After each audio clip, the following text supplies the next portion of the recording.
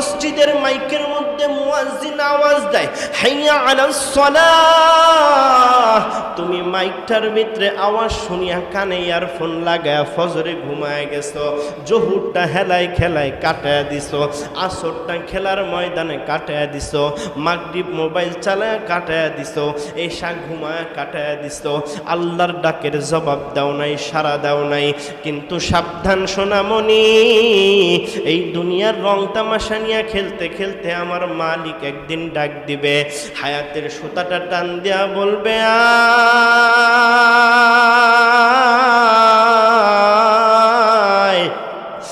আর সুযোগ নাই। কত নাফরমানি, কত দৌড়া দৌড়ি, কত তামাশা, কত দুনিয়ার মায়া।